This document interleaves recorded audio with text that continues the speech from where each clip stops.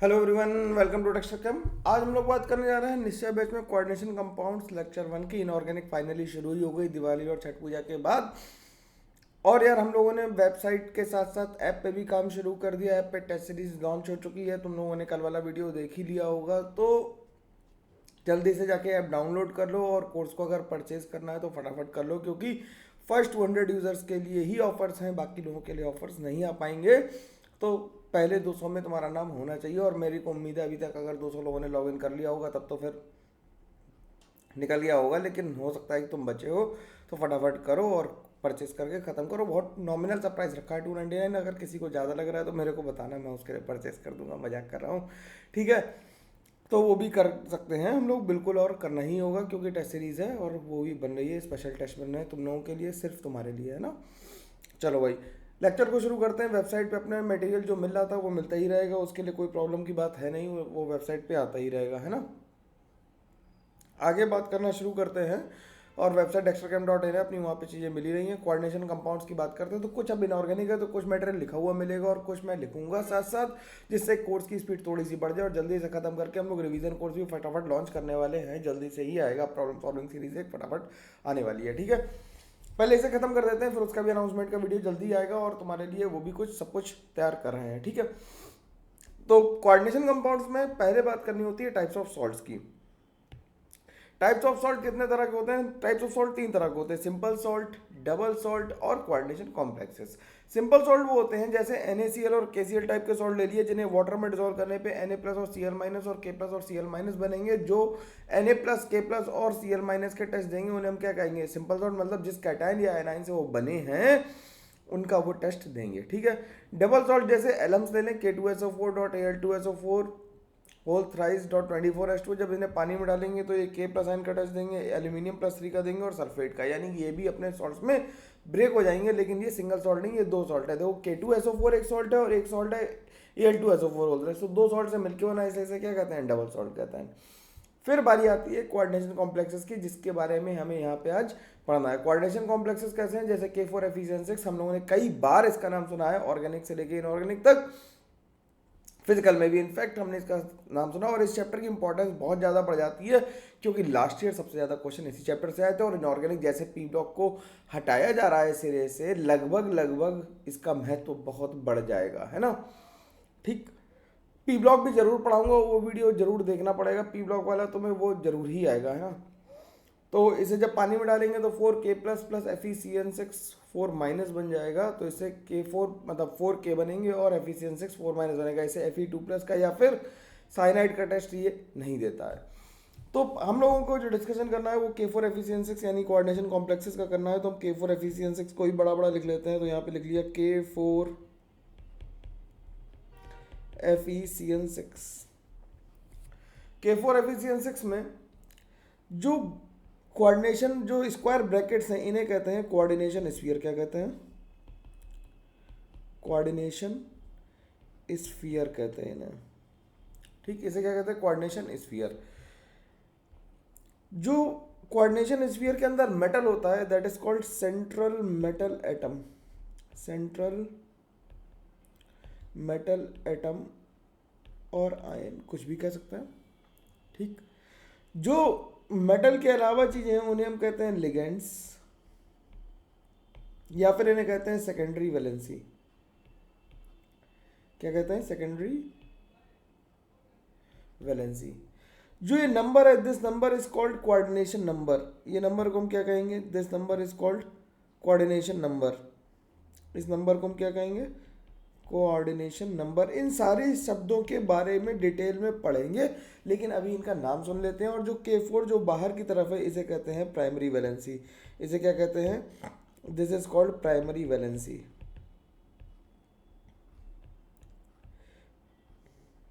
भाई अब वीडियो तो मतलब इतने दिन से नहीं आया, 13 तारीख के बाद अब आ रहा है, दिवाली के बाद। तो काफ़ी लोगों ने अपना बैकलॉग कंप्लीट कर लिया होगा और आई होप अब पढ़ाई एक्सलेटर पे दबा रहे हैं, क्योंकि त्यौहार, आज छठ पूजा भी खत्म हो चुकी है कल। तो लगातार हम लोग वीडियोस आएंगे, डेली डेली आएंगे। और इस वीकेंड तक हम लोग कोऑर्डिनेशन कंप्लीट करके पी ब्लॉक भी, मतलब सॉल्ट एनालिसिस भी कर डालेंगे ख़त्म। कोशिश करेंगे कि नेक्स्ट ट्यूसडे तक सब कुछ निपट जाए, ठीक है।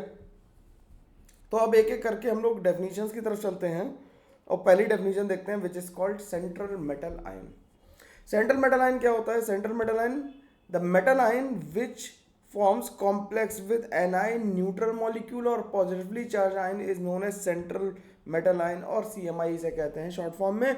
तो मतलब ऐसा मेटल जो कॉम्प्लेक्स फॉर्म करे किसके साथ, या तो एनाइन के साथ करे, या फिर न्यूट्रल मॉलिक्यूल के साथ करे, या फिर पॉजिटिवली चार्ज आयन के साथ करे, तो हम उसे क्या कहेंगे? सेंट्रल मेटल आयन कहेंगे। ठीक है। इन जनरल क्या होता है मेटल आयन, कैसा कैसे एक्ट करता है? इन जनरल जो मेटल आयन है, it act as a electron pair acceptor and form coordinate bond with the ligands. In general क्या करता है? ये इलेक्ट्रॉन पेयर एक्सेप्टर की तरह काम करता है और जो लिगेंड्स होते हैं उनके साथ क्या करता है? कोऑर्डिनेट बॉन्ड बना लेता है। But sometimes it also donates the electron to the ligand as in back bonding. Back bonding की तरह ये भी क्या करता है? इलेक्ट्रॉन को वापस भी लिगेंड की तरफ भेज सकता है सेंट्रल मेटल आयन। तो हम इसे कहते हैं सिनर्जिक बॉन्डिंग। इसके बारे में डिटेल में चर्चा होगी आगे, बिल्कुल होगी, और हम लोग डिस्कशन बहुत डिटेल में करेंगे इसका। आज की क्लास में हम लोग नॉमेनक्लेचर तक करने वाले हैं, तो काफ़ी लेंथ पे मत जाओ, कंटेंट पे देखो। एक क्वेश्चन आज की क्लास से मेंस का पक्का है, ठीक है ना। आज की क्लास जिसने ध्यान से सीख ली उसकी बाकी कोऑर्डिनेशन की ज़िंदगी आसान रहने वाली है। तो फिर बात करते हैं कोऑर्डिनेशन स्फीयर क्या होता है। कोऑर्डिनेशन स्फीयर क्या होता है? The central metal ion and the ligands, the central metal ion and the ligands are directly attached to it, collectively term as coordination sphere.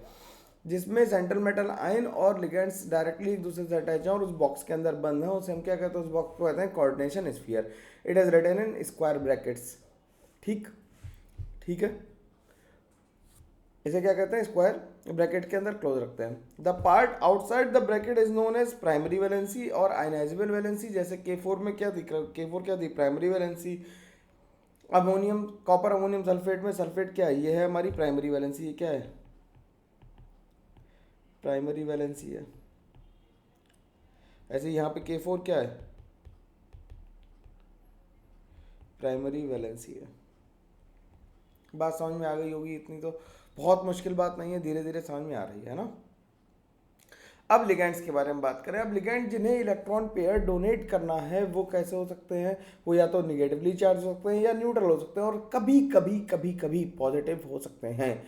Positive वाले जो लिगेंड्स होंगे वो बहुत ही रेयर होंगे, क्योंकि जिस पे पॉजिटिव चार्ज आ गया उसे इलेक्ट्रॉन देने में बहुत ज़्यादा तकलीफ होगी, ये बात तुम समझते हो।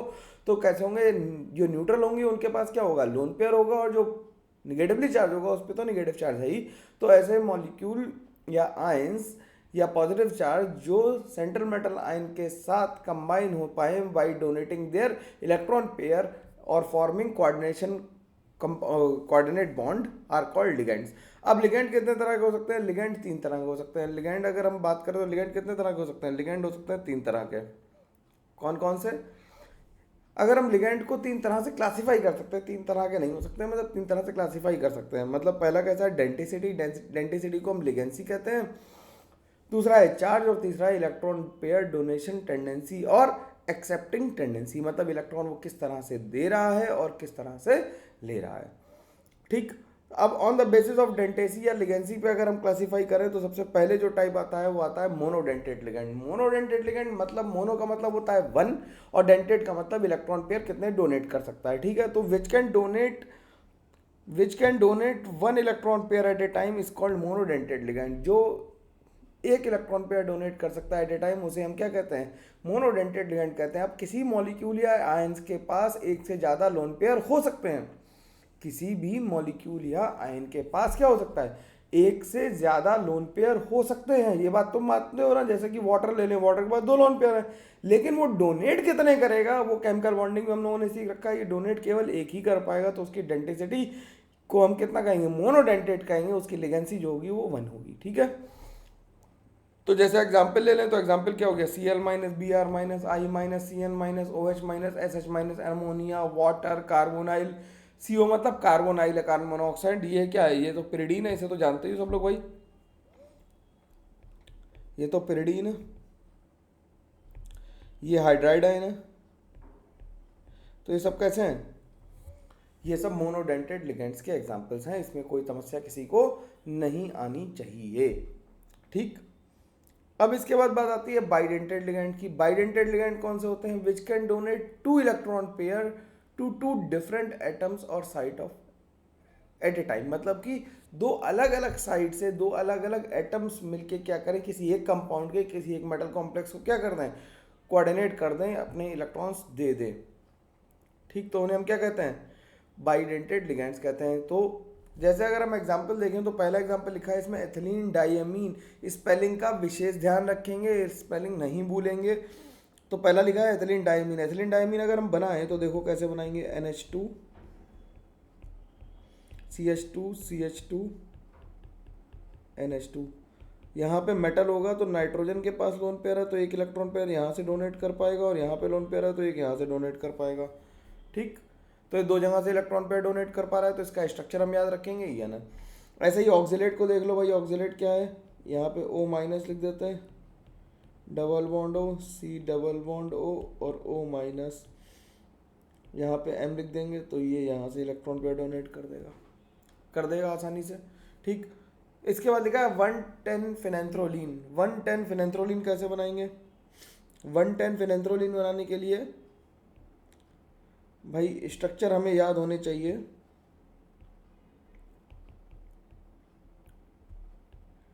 ये 110 फिनेंथ्रोलिन बना रहा हूँ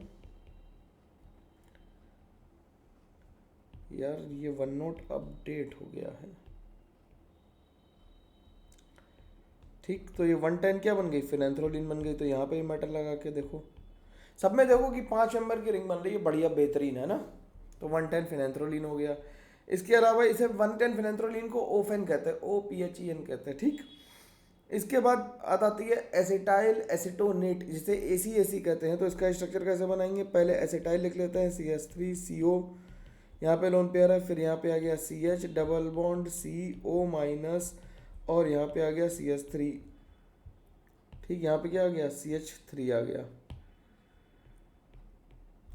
यहाँ पे मेटल आ गया तो ये यहाँ गया, ये यहाँ गया, तो इस तरह से ये जुड़ गया।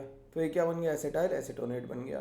ठीक है यार, देखो टेस्ट सीरीज यार, अगर तुम लोग इतना अफोर्ड कर सकते हो, मतलब 300 रुपये तक अफोर्ड कर सकते हो तो परचेज कर ही लेना यार, है ना, फ़ायदा करेगी तुम्हें बहुत ज़्यादा। ठीक, अब इसके बाद जो आया वो DMG है, डाई मिथाइल ग्लाइऑक्सीमेट। डाई मिथाइल ग्लाइऑक्सीमेट कैसे बनाएंगे, तो डाई मिथाइल बना लेते हैं पहले ग्लाइऑक्साइम बनाने के लिए। तो डाई मिथाइल बना लिया। अब ग्लाइऑक्सीमेट बनाने के लिए NO माइनस, नाइट्रोजन के पास लोन पेयर है, ध्यान रखना इसमें N और OH। इसमें नाइट्रोजन के लोन पेयर कोऑर्डिनेट करते हैं, O और OH डोनेट नहीं करता है। इसमें O और OH का लोन पेयर डोनेट नहीं कर रहा, नाइट्रोजन के एटम डोनर हैं। इसमें क्या है, नाइट्रोजन के जो एटम्स हैं वो डोनर एटम्स हैं, ऑक्सीजन के नहीं है। ध्यान रखने की बात बहुत ज़रूरी है और ये इंपॉर्टेंट है। DMG बहुत इंपॉर्टेंट है, क्वांटिटेटिव क्वालिटेटिव एनालिसिस में भी इसका यूज़ होगा। फिर 2,2 डाइपिरिडिल लिखा हुआ है। 2,2 डाइपिरिडिल कैसे बनाएंगे, देखो भाई जरा, यहाँ N आ गया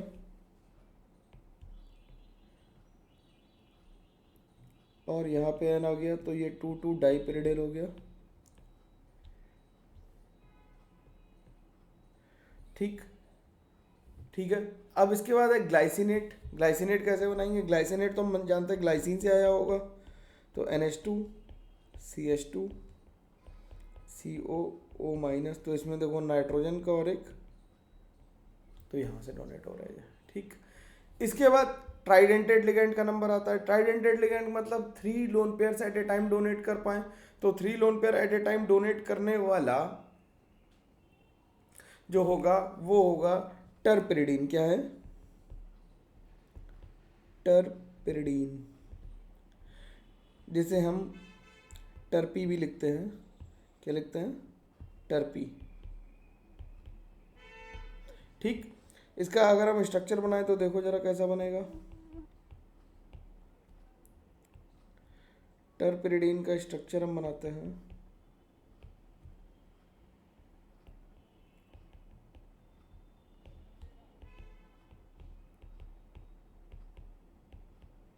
ठीक, तो ये टर्पिरिडीन बन गया। इसके बाद डाइन, डाईइथिलीन ट्राइएमीन। डाईइथिलीन ट्राइमीन कैसे बनाएंगे, ये NH2 CH2 CH2 NH CH2 CH2 NH2, तो डाई एथिलीन ट्राई एमीन। बात समझ में आनी चाहिए बिल्कुल बढ़िया से मेरी। तो डाइएथिलीन ट्राइएमीन बन गया ये, ठीक है। तो ये कैसे हो गया, ट्राइडेंटेट हो गया। अब हेक्साडेंटेट लिगेंड कैसे होंगे, हेक्साडेंटेट लिगेंड का मतलब ईडीटी है, एग्जाम्पल ले रहे हैं, जो 6 इलेक्ट्रॉन पेयर डोनेट कर सकें, can donate 6 electron pairs at a time. अगर 6 electron pair at a time donate कर सकते हैं तो हम इसे क्या कहेंगे, हेक्साडेंटेट लिगेंड कहेंगे। और इसका एग्जांपल जो होता है वो ईडीटी होता है। ईडीटी मतलब एथिलीन डाइएमीन टेट्राएसीटेट। इसे किसी इंग्लिश के टीचर से प्रोनाउंसिएट मत कराना, नहीं कर पाएंगे, केमिस्ट्री आनी जरूरी है इसके लिए, ठीक। तो देखो कैसे बनाएंगे इसे।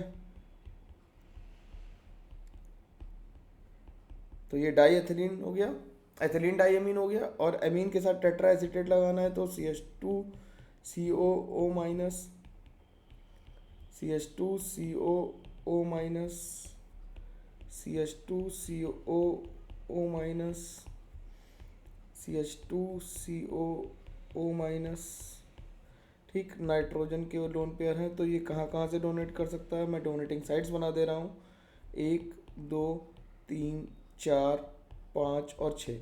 अब तुम्हें इसे देख के लगेगा सर कि एक मेटल एटम के पास कैसे दिखाई देंगे ये, एक मेटल एटम के पास कैसे दिखाई देंगे। तो इसका जो कॉम्प्लेक्स है वो मैं बना देता हूँ। यहाँ पे आ गया देखो मेटल, यहाँ पे लिखते हैं नाइट्रोजन CH2, थोड़ा बढ़िया से लिखना पड़ेगा, CH2 नाइट्रोजन। ये नाइट्रोजन का लोन पेयर इसे कोऑर्डिनेट करेगा, देखना जरा ध्यान से, ये नाइट्रोजन का लोन पेयर इसे यहाँ से कोऑर्डिनेट कर देगा। फिर नाइट्रोजन से एक जड़ा हुआ है CH2 और यहाँ पे लगा हुआ है C डबल बॉन्ड O और यहाँ पे लगा हुआ O माइनस, ध्यान से देखना। तो ये तीसरा हो गया, ठीक। और एक नाइट्रोजन से लगा हुआ है CH2 C double bond O और O माइनस, तो एक यहाँ से हो गया। इसी तरह से यहाँ से लगा हुआ है क्या, इस नाइट्रोजन से भी 2 CH2 CO माइनस लगे हुए हैं, तो ये CO माइनस यहाँ से हो गया। और एक जो है वो नीचे बना रहा हूँ थोड़ा दूर 3D में बनाने के लिए। तो नाइट्रोजन से जो 3 बॉन्ड जुड़े हुए हैं और उनसे, अब अगर इसे ध्यान से देखोगे तो ये क्या बन गया, एक स्क्वायर प्लेन बन गया, ध्यान से देखना ये वाला, ये एक स्क्वायर प्लेन बन गया। और एक एटम ऊपर से आ रहा है और एक एटम नीचे से आ रहा है, ये ऊपर से आ रहा है और ये नीचे से आ रहा। तो ये क्या बन गया, ऑक्टाहेड्रल बन गया। भाई ध्यान से देखो इसे, क्या बन गया, ये ऑक्टाहेड्रल बन गया। अगर हम इसे यहाँ से मिलाना शुरू कर दें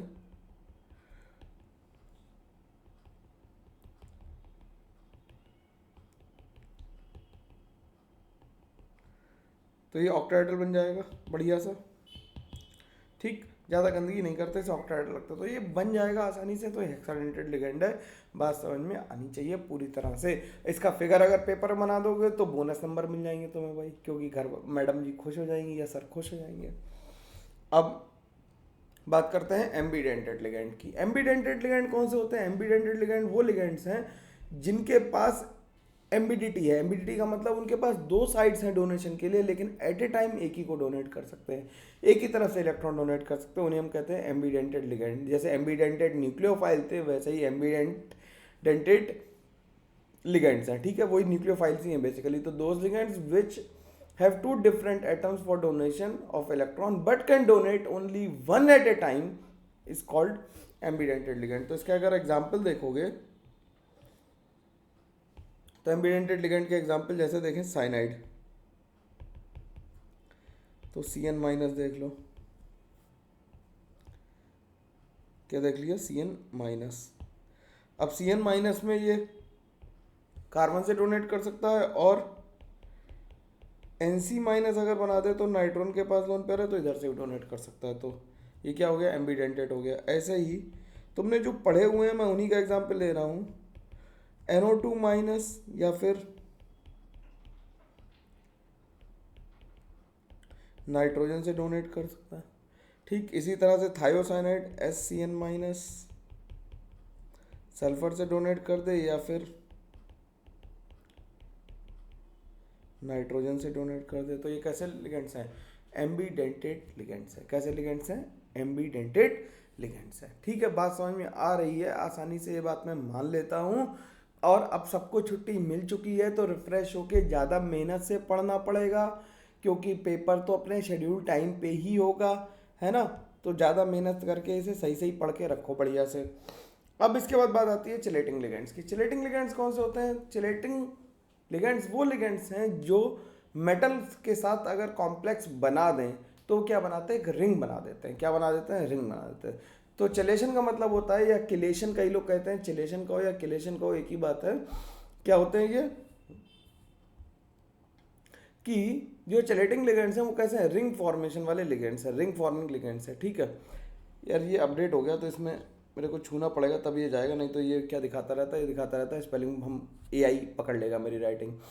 तो कह रहा है चिलेशन का मतलब रिंग फॉर्मेशन है। तो पॉलीडेंटेड या बाइडेंटेड लिगेंड, तो मोनोडेंटेड लिगेंड तो चिलेशन कर ही नहीं सकते। कौन कर सकते हैं? बाइडेंटेड लिगेंड कर सकते हैं। तो मोनोडेंटेड या बाइडेंटेड या polydentate ligands whose structure permits the attachment of two or more donor sites to attach to the same metal ion simultaneously, thus closing one or more rings is called chelating ligands। जैसे ईएन होता है, ईएन होता है जैसे क्या chelating ligand होता है। तो अगर ईएन को देखोगे, ईएन को ध्यान से देखो तो क्या NH2 CH2 CH2 और NH2। तो नाइट्रोजन का लोन पेयर और नाइट्रोजन का लोन पेयर, अब देखो इसमें कितने मेंबर की रिंग बन गई। अगर यहाँ से करते हैं तो काउंट करो जरा, 1 2 3 4 5 मेंबर की रिंग बन गई है। ठीक, तो 5 मेंबर रिंग बन रही है, इसका मतलब क्या हो गया? ये चिलेटिंग लिगेंड हो गया। 5 मेंबर्ड रिंग बन रही है तो ये क्या हो गया? ये क्या हो गया? चिलेटिंग लिगेंड हो गया। ठीक, तो ये चिलेटिंग लिगेंड हो गया। लेकिन अगर हम इसी को सल्फेट को देखें तो सल्फेट देखो, सल्फेट क्या है? SO4 2-। सल्फेट में देखो सल्फर के पास भी 2 वैलेंसी हैं जो निगेटिवली चार्ज्ड हैं। लेकिन जब सल्फर मेटल के साथ बॉन्ड बनाने की कोशिश करता है तो कितनी बनती है? 4 मेंबर्ड रिंग बनती है। जब 4 मेंबर्ड रिंग बनती है तो ये स्टेबल नहीं होगी, क्योंकि हम लोग ऑर्गेनिक में भी पढ़ चुके हैं कि 4 मेंबर रिंग बिल्कुल भी स्टेबल नहीं होती हैं। तो इसमें लिख देते हैं due to the formation of 4 membered ring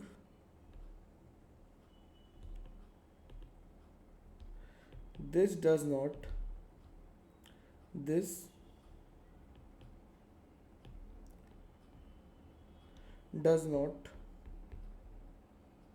act as a bidentate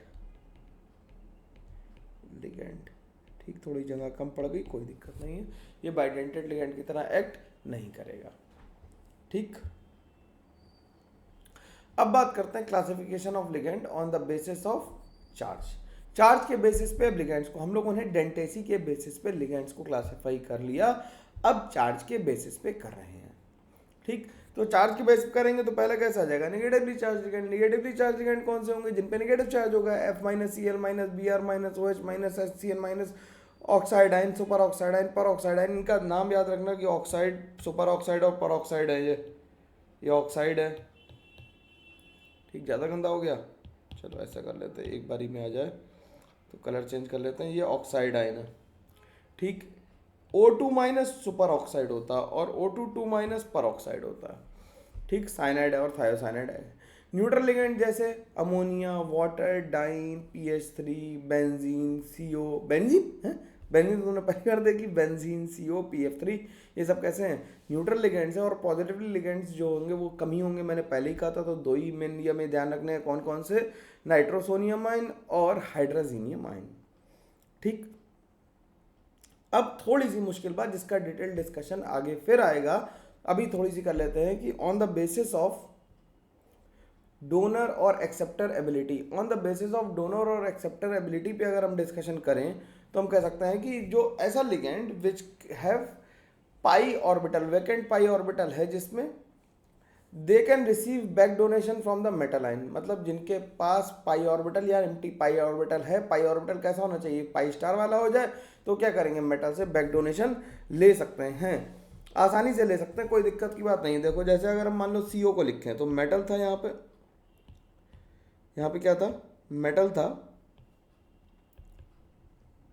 metal के पास अगर लोन पेयर है, मान लो CO ने इसे इलेक्ट्रॉन पेयर दिए तो C माइनस होता और O प्लस होता है, तो इसने इसे इलेक्ट्रॉन पेयर दिए, तो मेटल भी क्या कर सकता है, मेटल कहता है भाई हम भी दे सकते हैं तुम्हें बैक डोनेशन, ठीक है। तो इसीलिए CO को क्या कहता है, CO is a sigma donor and pi acceptor, CO is a sigma donor and pi acceptor, sigma donor है और कैसा है, पाई एक्सेप्टर है, ठीक है। अब दूसरे तरह के कैसे हो सकते हैं लिगेंड्स की, जिनके पास वेकेंट ऑर्बिटल है ही नहीं जिससे वो बैक डोनेशन रिसीव कर सके, तो ऐसे तो बेचारे अपंग टाइप के लिगेंड्स हैं, उन्हें तो मतलब उनके पास बैक डोनेशन लेने के लिए पाई ऑर्बिटल है ही नहीं या कोई ऑर्बिटल खाली नहीं है, तो कैसे वो ले लेंगे, नहीं ले पाएंगे, सिंपल सी बात है। तो ऐसे F माइनस ने हमको इलेक्ट्रॉन दिए, भाई चुप बैठ जाए क्योंकि F के पास जगह ही नहीं है। तीसरे तरीके कैसे हो सकते हैं, ligands having no lone pair but electron, no lone pair of electron, लेकिन उनके पास क्या है, पाई इलेक्ट्रॉन बॉन्डिंग है। पाई बॉन्डेड इलेक्ट्रॉन्स कैसे हैं, जैसे अगर हम जीस सॉल्ट की बात करें तो इसका एग्जाम्पल लिख लेते हैं, मान लो कि पेन का कलर चेंज कर लेते हैं, इसका एग्जाम्पल लिख लेते हैं, जीस सॉल्ट ले लेते हैं। जीस salt one of the first organometallic compound है,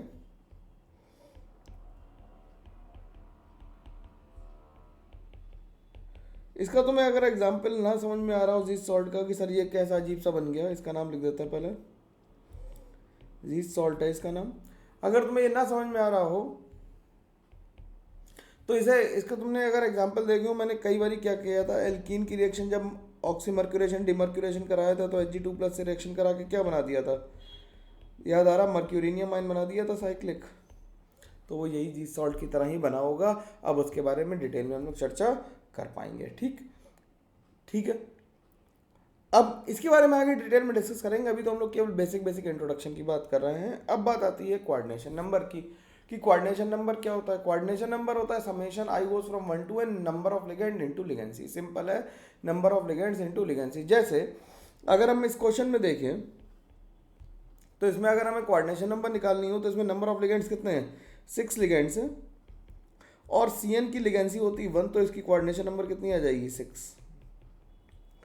ऐसे इसमें देखो भाई सिंपल देख लो, कोऑर्डिनेशन नंबर कितनी आ जाएगी, 3 लिगेंड्स हैं और लिगेंसी EN की है 2, तो ये भी आ जाएगी 6, ठीक। इसमें देखो ऐसे कोऑर्डिनेशन नंबर निकालेंगे तो कोऑर्डिनेशन नंबर इसमें कितनी आ जाएगी, 4 लिगेंड, और CL की कोऑर्डिनेशन नंबर जो मतलब डेंटेसी है वो कितनी है, 1 है, तो इसका आंसर आ जाएगा 4। सिंपल है, बात समझ में आ रही है, कोई दिक्कत की बात नहीं है कि number of ligands into dentacy is called coordination number. Simple है, बढ़िया, आसानी से समझ में आनी ही चाहिए, कोई इफ बट किंतु परंतु नहीं होना चाहिए, ठीक। अब ऑक्सीडेशन नंबर या ऑक्सीडेशन स्टेट क्या होती है, it is the number which represents the electric charge on the centre metal ion of a complex ion, मतलब कि जो कितना चार्ज है सेंटर मेटल आयन के ऊपर किसी कॉम्प्लेक्स आयन में, उसे हम क्या कहते हैं, ऑक्सीडेशन नंबर कहते हैं। तो ऑक्सीडेशन नंबर तो हम लोगों ने रेडॉक्स रिएक्शन वाले तरीके से ही निकालनी, जो बचपन में निकालना सीखा था हम लोगों ने वही करेंगे। रेडॉक्स भी पढ़ाना है यार, POC भी पढ़ानी है, मेरे को सब याद है, मैं भूला कुछ नहीं हूँ, है ना, सब कुछ आएगा धीरे धीरे, तसल्ली रखो थोड़ी सी, है ना। इसके बाद रेडॉक्स एक क्लास पढ़ा दूंगा, ठीक, एक क्लास में रेडॉक्स पूरी कोशिश करूंगा, रेडॉक्स पूरी पढ़ा दूँ और एक क्लास में टाइट्रेशंस पढ़ा दूँ सारे, ठीक।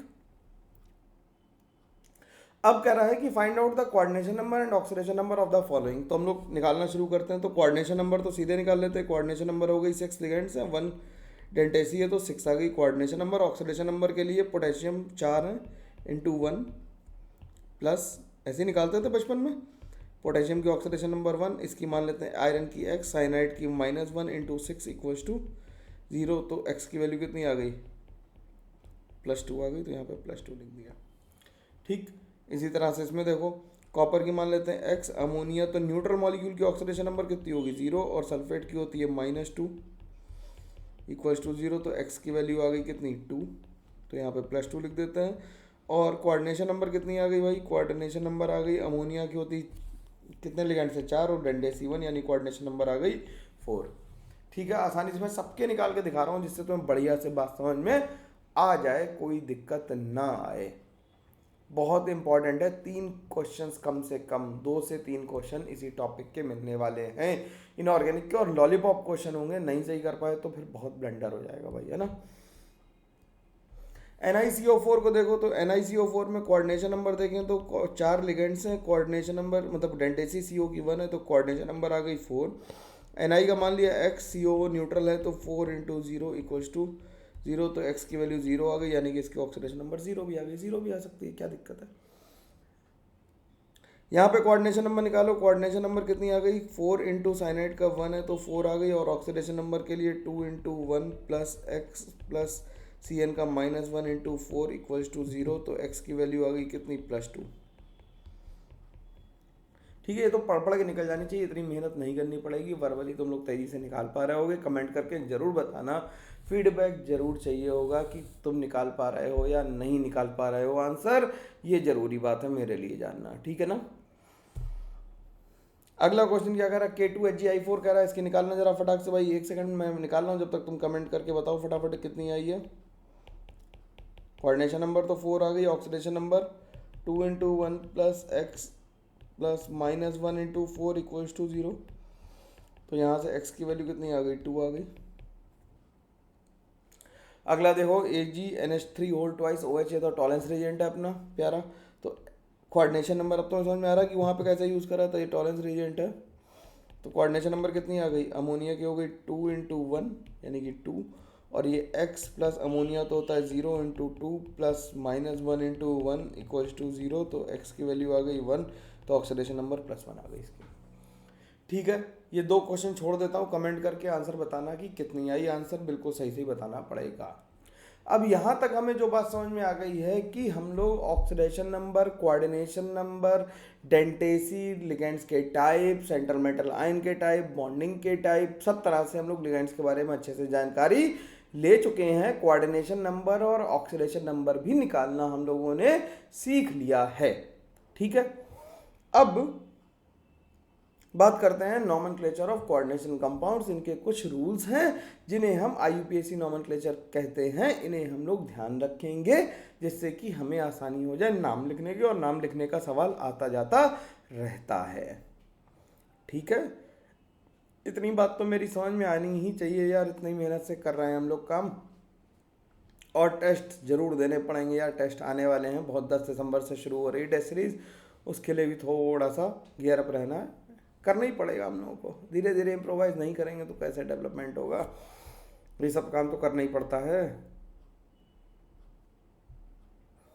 अब बात करते हैं IUPAC nomenclature of organic compounds की। तो IUPAC नॉमेनक्लेचर में रूल्स नंबर 1 पढ़ते हैं। In common salts cation is named first and then the name of anion. जब भी कॉमन सॉल्ट, किसी भी सॉल्ट का नाम लिखते हैं तो इन जनरल हम क्या लिखते हैं, पहले कैटायन का नाम लिखते हैं फिर एनायन का लिखते हैं। जैसे तुम अगर सोचो ध्यान से, तुमने सोडियम क्लोराइड बोला होगा, सोडियम एसीटेट बोला होगा, पोटेशियम क्लोराइड बोला होगा, कैल्शियम कार्बोनेट बोला होगा, तो पहले कैटायन का नाम है और फिर एनायन का नाम है। ठीक, इन द कॉम्प्लेक्स आयन, अब हम कॉम्प्लेक्स में क्या करते हैं, इन the complex ion coordinate cationic और एनायनिक, चाहे वो कैटायनिक हो या एनायनिक हो, जो लिगेंड है उसका नाम पहले लिखा जाएगा followed by the name of central metal ion. अब कोऑर्डिनेशन स्फीयर की बात कर रहे हैं, बाहर की तो बात हो गई कि पहले कैटायन का नाम लिखेंगे फिर एनायन का लिखेंगे, जैसे K4 एफिशिएंसी आ गया तो पहले पोटेशियम लिखेंगे। ठीक है, टेट्रा पोटेशियम लिखेंगे नहीं लिखेंगे ये बात की है, लेकिन पोटेशियम पहले लिखेंगे और फिर फेरोसाइनाइड लिखेंगे। ठीक है, अब जब हम कोऑर्डिनेशन स्फीयर के अंदर की बात करते हैं, ध्यान सुनना मेरी बात, कि जब हम कोऑर्डिनेशन स्फीयर के अंदर की बात कर रहे होते हैं तो पहले लिगेंड्स का नाम लिखेंगे फिर हम लोग सेंट्रल मेटल आयन का नाम लिखेंगे। पहले लिगेंड्स का नाम लिखेंगे फिर सेंट्रल मेटल आयन का नाम लिखेंगे। ठीक, फिर क्या करेंगे, कह रहा oxidation number of central metal ion, oxidation number of central metal ion is indicated bye Roman numerals in brackets after the name of central metal ion. अब रोमन लोगों को जीरो का तो ज्ञान नहीं था, जीरो दिया मेरे भारत ने, तो भारत में जीरो लिखना पड़ेगा, तो जीरो को हम ऑक्सीडेशन स्टेट को रोमन में नहीं लिखते हैं, जीरो ही रिप्रेजेंट कर देते हैं। In case of neutral complexes, neutral complex में क्या होगा कि उनका नाम एक वर्ड में एज सच लिखा जाएगा, कोई 3-5 करने की जरूरत नहीं है। जैसे NiCO4 न्यूट्रल कॉम्प्लेक्स है, इसमें कोई भी कैटायन या एनायन नहीं है, तो इसका नाम सीधे सीधे लिखेंगे क्या, टेट्रा कार्बोनाइल निकेल, और देखो 0 लिखना पड़ा मुझे, ठीक है। 0 इसलिए लिखा क्योंकि ऑक्सीडेशन नंबर मेटल की लिखना स्पेसिफाई करना जरूरी है। तो ये तुमसे पूछ के कॉम्प्लेक्स देके तुमसे नाम लिखवा सकते हैं, उनके ऑक्सीडेशन नंबर के साथ मैचिंग भी करवाई जा सकती है, ठीक। और एडवांस के लिए भी ये टॉपिक बड़ा इंपॉर्टेंट है, तो एडवांस लेवल तक ही हम लोग डिस्कशन को अपने ले चलेंगे, है ना। ये मत सोचना कि मेंस तक ही डेक्स्टर कैम्प पढ़ा रहा है, डेक्स्टर कैम्प मतलब एडवांस है ना। पहले मेंस कर लो, फिर सवालों का सिलसिला जारी रहेगा, परेशान होने की जरूरत नहीं है। अब कैटायन और एनायन के बीच में क्या होगा, कैटायन और एनायन के बीच में क्या होगा, स्पेस होगा। कैटायन और एनायन के बीच में स्पेस होगा, जैसे पोटेशियम क्लोराइड के बीच में एक स्पेस देना जरूरी है। अब if the coordination sphere is anionic, अगर कोऑर्डिनेशन स्फीयर पे एनायन हुआ, जैसे कि K4Fe6 या Fe6 4- अगर लिखा हो, तो क्या कहेंगे कि if the coordination sphere is anionic, अगर कोऑर्डिनेशन स्फीयर कैसा हो गया, एनायनिक हो गया, then the name of the central metal ion is written by adding a suffix 8 in the name of metal. जैसे जैसे क्या करेंगे, आयरन को क्या लिखेंगे, जैसे आयरन को क्या लिखेंगे, बताओ जल्दी से। आयरन को लिखेंगे, जल्दी बोलो। आयरनेट, आयरनेट नहीं लिखते, फेरेट लिखते हैं ना, क्या लिखते हैं, फेरेट लिखेंगे, ठीक। जिंक को लिखेंगे जिंकेट, जिंक को क्या लिखेंगे, जिंकेट लिखेंगे, ठीक। एल्यूमिनियम को क्या लिखेंगे, एल्यूमिनेट, क्या लिखेंगे, एल्यूमिनेट लिखेंगे। गोल्ड को क्या लिखेंगे, ऑरेट, गोल्डेट मत लिख देना यार गवारों की तरह। मरकरी को मर्क्यूरेट ही लिखेंगे, ठीक। सिल्वर को सिल्वरेट नहीं अर्जेंटेट लिखेंगे। क्रोमियम को क्रोमेट लिखेंगे। तो समझ में आ गई बात कि ए हटा के ई हटा के क्या लगा, मतलब 8 एंड में जोड़ना है, ठीक है ना। उनके एंड में क्या जोड़ना है, 8 जोड़ना है, ठीक। अगले रूल को देखते हैं, कह रहा है if the coordination sphere is positively charge then the name of central metal ion is written as such, उसमें कोई बदलाव की जरूरत नहीं आएगी। तो ये तो हो गई मेटल्स के नाम लिखने के तरीका। अब हम लोग क्या करेंगे, अब हम लोग करेंगे लिगेंड्स का नोमेनक्लेचर। तो आगे डाल लेते हैं नोमेनक्लेचर ऑफ लिगेंड्स, ठीक। अब पहला स्टेटमेंट क्या कर रहा है, if there are 2 or more different kinds of ligands are present then they are named in alphabetical order. जैसे ऑर्गेनिक के नोमेनक्लेचर में कर रहे थे, तो हम इसमें भी यही कहेंगे कि अगर 2 या 2 से ज़्यादा लिगेंड हैं अलग अलग तरह के, तो उनका नाम हमेशा अल्फाबेटिकल ऑर्डर में लिखना है। If a particular ligand is more than 1 time, ठीक है, अगर एक बार से ज़्यादा बार है in the complex then the number is indicated by 2 को हम लिखते हैं डाई, 3 को लिखते हैं ट्राई, 4 को लिखते हैं टेट्रा, 5 को पेंटा, 6 को हेक्सा, 7 को हेप्टा, 8 को ऑक्टा, 9 को नोना, ठीक, इस तरह से लिख देंगे, ठीक।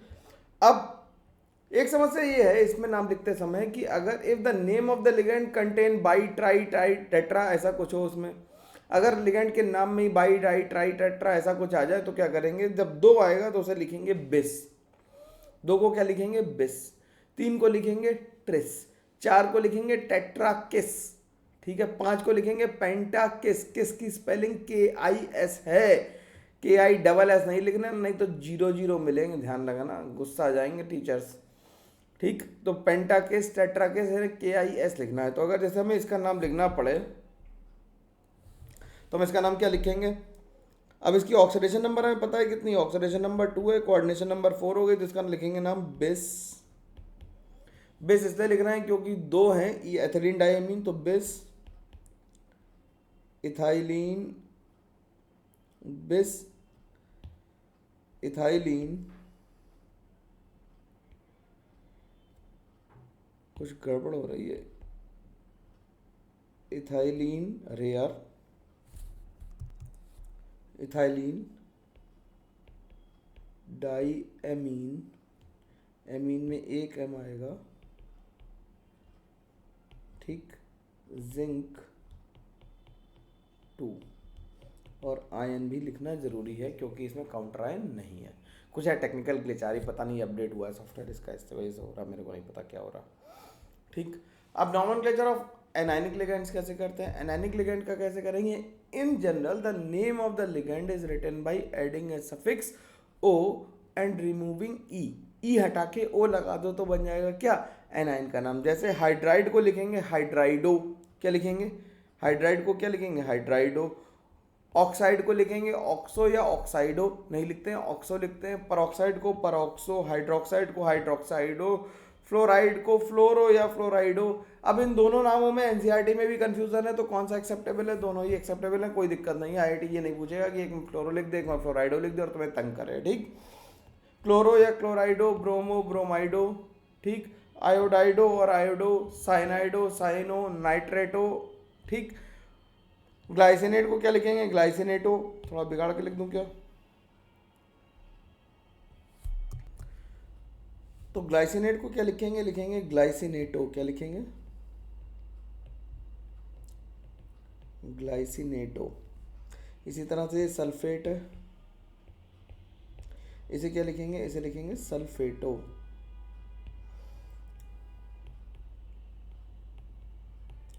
सल्फेट को क्या लिखेंगे? सल्फेटो। अब बात करते हैं नॉमेनक्लेचर ऑफ न्यूट्रल लिगेंड्स की। न्यूट्रल लिगेंड के नाम कुछ स्पेशल नाम होते हैं, इन्हें ध्यान रखना जरूरी हो जाता है। तो जैसे in general ligands are named as such, लेकिन कुछ स्पेशल नेम्स के साथ। जैसे वाटर को वाटर नहीं लिखते हैं, एक्वा लिखते हैं। एमाइंस को, अमोनिया को अमोनिया लिख के एमाइन लिखते हैं, और एमाइन की स्पेलिंग ध्यान रखना, AMMINE है एमाइन। ठीक है। CO को कार्बोनाइल, NO को नाइट्रोसाइल, फिर पिरिडीन, मेथिलीन, मिथाइलमीन, डाईऑक्सीजन, फिर फॉस्फीन, एथिलीन, डायमीन, यूरिया, ये सब लिख सकते हैं, इससे कोई दिक्कत की बात नहीं है। ठीक है। अब तुम्हारा होमवर्क क्या है? होमवर्क में हम लोग क्या करेंगे कि जो अपना हम लोगों ने जिनकी ऑक्सीडेशन स्टेट निकाली थी ना, उन्हीं के हम लोग नाम भी लिखेंगे। ठीक है। होमवर्क ये है कि जैसे इसका नाम अगर लिखना हो तो मैं इसका नाम लिख के दिखाता हूँ अब, है ना। अब इसका नाम लिख के दिखाऊँ तो इसका नाम क्या लिखेंगे? यहाँ पे लिखता हूँ नाम, तो लिखेंगे पोटेशियम। पोटेशियम के बाद स्पेस आएगा, फिर लिखेंगे hexacyano, hexacyano, CYNO cyano ferrate 2। ठीक, पोटेशियम हेक्सासाइनो फेरेट 2। इसी तरह से अगले का नाम क्या लिखेंगे? देखो भाई, पहले कॉम्प्लेक्स का नाम लिखेंगे क्योंकि इसमें एनाइनिक है प्राइमरी वैलेंसी, इसलिए हम इसे पहले कॉम्प्लेक्स का नाम लिखेंगे और इसमें लिखेंगे टेट्रा एमाइन कॉपर। अब इसमें देखो कैटाइनिक है तो कॉपर 2 और फिर स्पेस देके सल्फेट। ठीक, इसी तरह से इसका क्या लिखेंगे? इसका लिखेंगे, इसका तो लिख ही चुके थे, टेट्रा कार्बोनाइल निकल 0। ठीक, इसका क्या लिखेंगे? इसका लिखेंगे पोटेशियम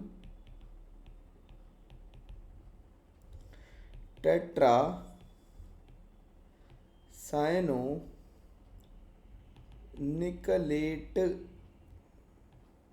निकल 8 लिख दिया, निकेट नहीं, निकलेट, NICKLAT, निकलेट। और कितनी ऑक्सीडेशन नंबर है? 2। ठीक, तो इस तरह से लिखेंगे। तो बाकियों के नॉमेनक्लेचर तुम्हें लिखने हैं, तो कम से कम एक क्वेश्चन तुम्हारा बढ़िया से पेपर के लिए तैयार हो गया। तो इस वीडियो के अंत तक हम लोगों ने क्या सीख लिया? हम लोगों ने सारी बेसिक बातें सीख ली। किसकी? अपनी कोऑर्डिनेशन कंपाउंड्स की, और नॉमेनक्लेचर और कोऑर्डिनेशन नंबर, ऑक्सीडेशन नंबर निकालना हम लोगों ने यहाँ तक सीख लिया। अगली क्लास में हम लोग वैलेंस बॉन्ड थ्योरी पे फोकस रखेंगे और CFT पे फोकस रखेंगे। तो हमारा अगली जो क्लास आएगी वो वैलेंस बॉन्ड थ्योरी और CFT पे डेडिकेटेड होगी। तो स्टे कनेक्टेड, लाइक करो, सब्सक्राइब करो, शेयर करो, जल्दी जल्दी आगे बढ़ाओ, चैनल को ग्रो करना जरूरी है ना। चलो ठीक है, और खुद भी ग्रो करना जरूरी है। जब फटाफट पढ़ो, छोटे लेक्चर्स, इफेक्टिव पढ़ाई और सिलेक्शन तो हम करा के ही रहेंगे। ठीक है ना। चलो मिलते हैं हम लोग, तब तक के लिए thank you very much, take care, bye bye, ध्यान रखना अपना।